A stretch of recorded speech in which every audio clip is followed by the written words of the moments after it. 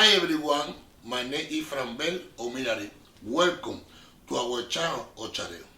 Today we have the pleasure to interview Silvester Ibu Aye, or ochun, that is in our religion for more than 40 years.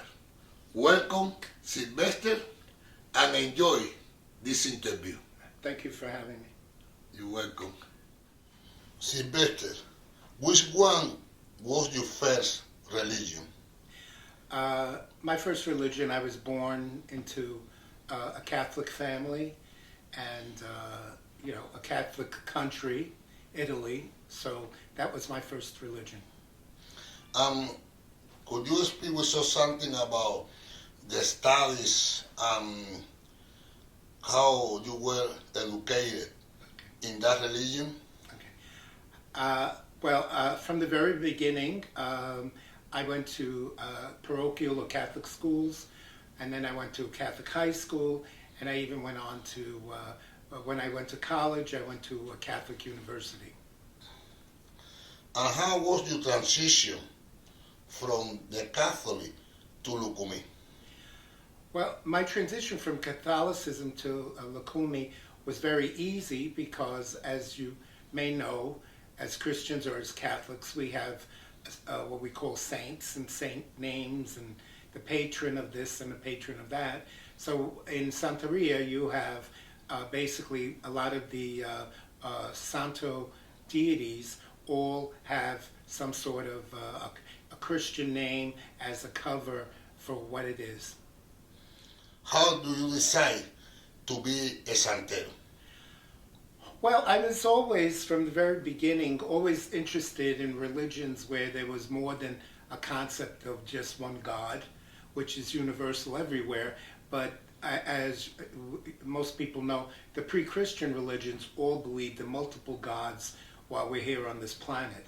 And I was always very attracted to that because I was exposed and studied Greek and Roman religion and mythology. So when I came across Santeria, which I was introduced to by my padrino, it was pretty much what I was looking for in terms of religion. And how did you know that you were a child of ochun? I was a child of ochun, people said, because my character, my personality, my likes, my dislikes, these types of things all were very what people attribute to being a child of ochun. That was confirmed later on by an oriete before I was initiated. And how do you feel when you got crowned? Well, when I was crowned, I mean, it's kind of like an incredible event. You are in what they call under a throne or in a throne. And basically when you're under the throne, you feel that you are surrounded by the presence of the particular deity, in my case ochun, that you are being initiated to.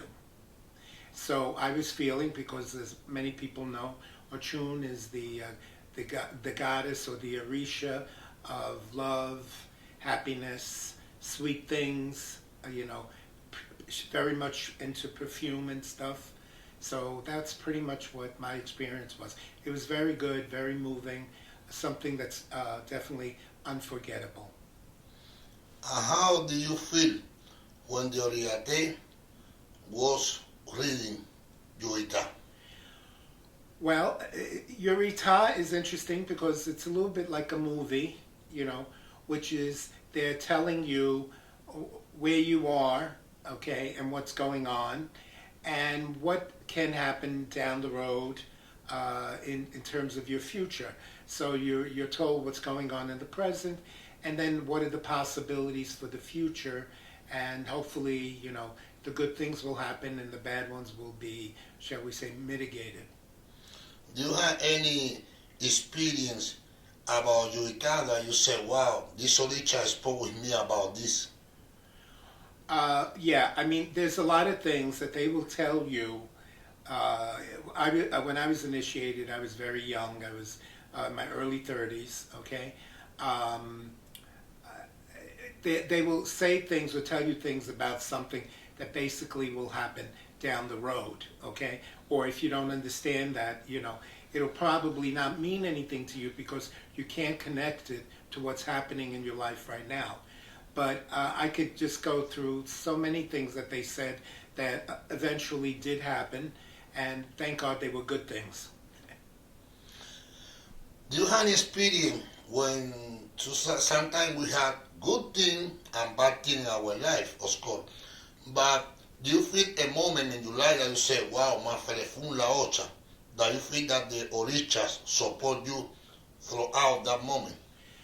Oh yeah, I mean, I like everybody in life, we go through some negative experiences, negative situations, and in all of those situations, when I went to my padrino, we were able to get readings on a bad situation, and with the help of whichever deity came forward to say they want to help, a lot of those bad incidences were mitigated, meaning were less powerful in my life, or very little, or actually disappeared, and the problem eventually went away without long-term negative consequences. What represents for you the notebook of Ita? The Ita is like your Bible, meaning it's about your life, okay, what can happen, okay, what is happening, and what deity's opinion about these things, and what they will do or not do in terms of helping you. Ibu Aye, who is your father in Ocha? My father in Ocha is Elegua. Do you have any experience with Elegua through your life? Yes, as a matter of fact, right away, as many people know, Elegua likes to travel. And every job I had after that for almost 20, 30 years involved me traveling all over the world for business as well as pleasure. I've been to almost all the continents except Australia. Could you speak with us about any country in particular that you feel the energy of the riches? Well, I have not been to Nigeria, whatever, but my experience is whenever you go to a country where there are ruins of a pre-Christian religion, if they've had a temple or something like that, many times you can feel there's still an energy there that is elevating you, okay, or drawing you closer to make you want to understand what it was about and all of that. The country I particularly am fond of or close to is obviously Italy, because I am born an Italian kind of thing. But what I liked about it is I used to go to all the ancient Greek and Roman ruins, to the temples, and see what that was about. And by the way, a lot of the churches, they were actually built on the actual site of an old temple. The rivers. What the river represent for you, if you could speak about the rivers around the world that you have been working? Well, the thing about rivers is, because I've been to many rivers, I've seen the Nile River, I've been to Europe, the Danube, which is a very long river. I've also been to the Mississippi River, which here in America is a very long river, and even here in the Hudson River. The one thing that I find universal is that they are all very different, but at the same time they're very similar.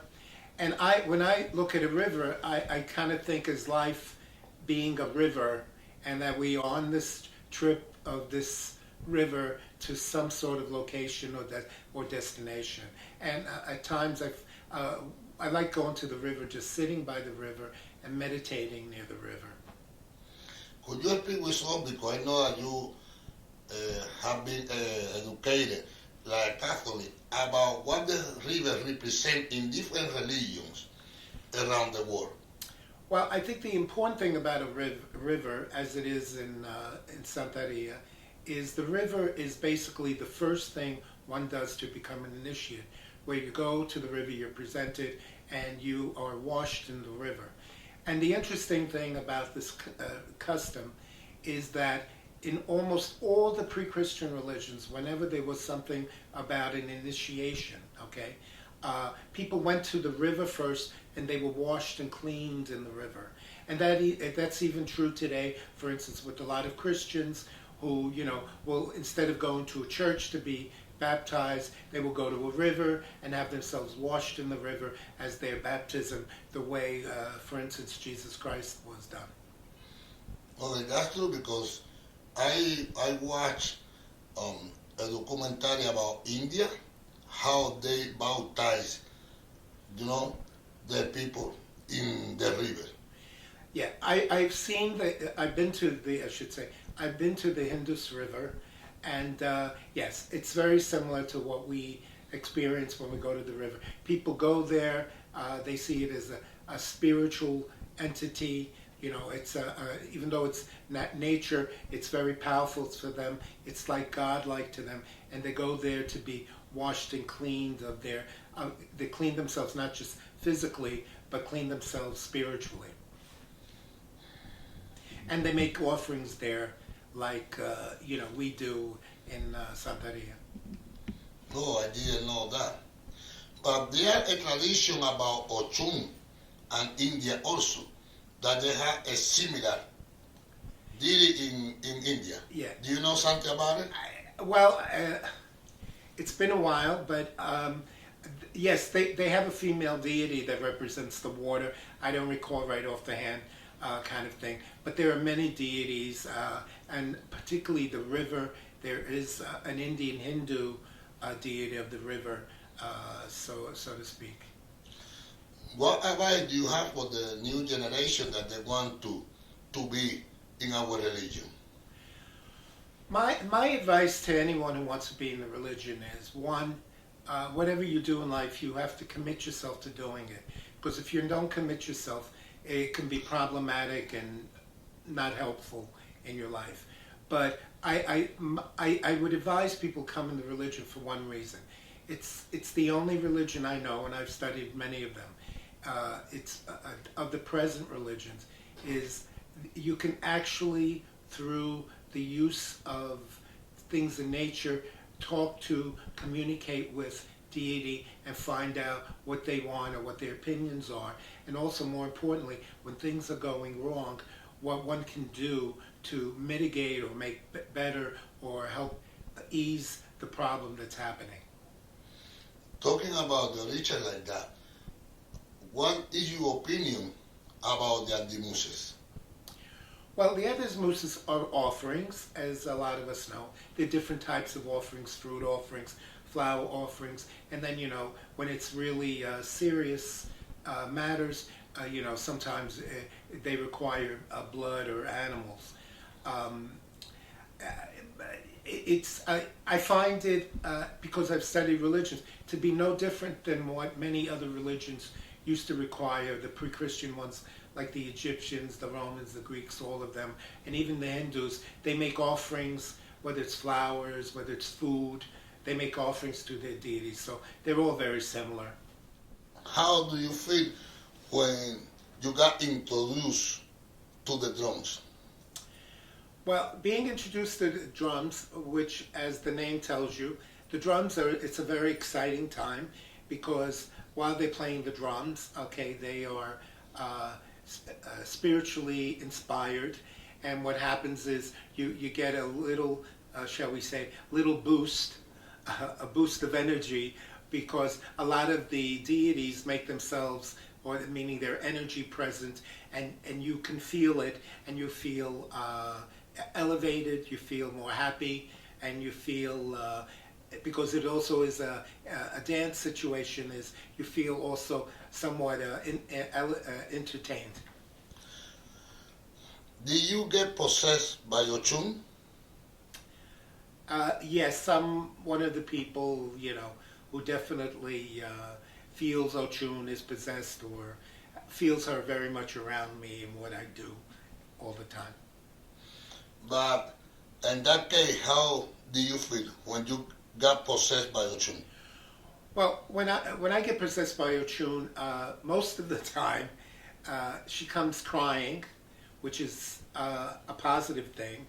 She's not crying because she's unhappy. She's crying because it's very touching for her. It touches her, and she feels very emotionally about what's happening. So that's a very positive thing. But what it makes you feel after is you feel. I always feel stronger after it. I also feel more at peace with myself and whatever else is happening. Have you been in Brazil No, I have not been to Brazil, unfortunately, yet. and in Cuba? No, I have not been to Cuba. I'm sorry. All right, that's Pick great. something I've been to. I've been to Mexico. Mexico. Okay, what impressed you in Mexico that you can say, wow, this is like our religion? Well, the thing in Mexico, as I said with Santeria in Cuba, all the Santo had Catholic saint names. So when you go to Mexico, even though they are Catholics, all the saints become so much more important than some of us would realize, let's say here in the United States, because they attribute a lot of power, a lot of majesty, a lot of prayer to their saints, just like we do in Santeria, where the individual Orishas, our saints, assume a very big, important part of how we see ourselves and how we communicate. No, and also they have the Santa Muerte, Yes, that they do a great ceremony for the ancestors, Yes. that they offer a lot of things even in the cemetery that is so similar to ogun for us. How do you classify, our spiritual masses?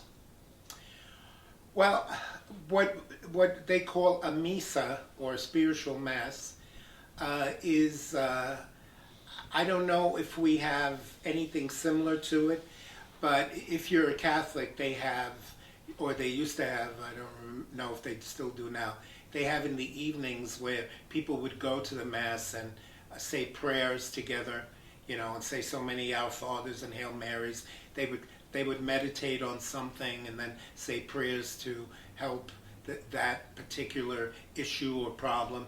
So misas are like that. It's a takeoff from that. But the difference is when you're in a misa, you do get people who are possessed by ogun or spirits, and they do talk and they do communicate with you. Ibu Aye, how do you feel now that you have crowned 40 years in OCHA? Well, I feel lucky. I feel very well health-wise. I feel all the things that I've wished for in my life, which is health, happiness, and prosperity, have all happened to me, and in a very big way. Mother Ochun has taken care of me financially, health-wise, okay, and provided basically love in my life. Which is, I got married and I have a spouse who's a son of Obatala. This is my spouse, son of Obatala, Baba Leti. From where are you from, Baba Leti? I'm from Chicago, Illinois. All right, and what is your root? Are you Italian too? No, I'm Jewish. Ah, you're Jewish. L'chaim. Okay, thank you, for to be here and be both of you happy that you have come Ochun and you are Batara. That is good thing in life, and Ochun and Obatara always bless your relationship. Thank you. Do you have any special message that you want to send to anyone in particular of the community? I would just say in general, I am very grateful to all the people I've met in the religion, because almost 95% of them have all been very accommodating, nice people who are willing to share with you, teach you, or help you when you want to know something or you need something and all of that. So I've always encountered people with a lot of generosity. I hope that all of you enjoyed this interview with Silvester Ibu Aye or ochun. Leave your comment below. Thank you for watching. Subscribe to this channel to receive notification about new videos. Health, faith, and prosperity. Ya tú sabes.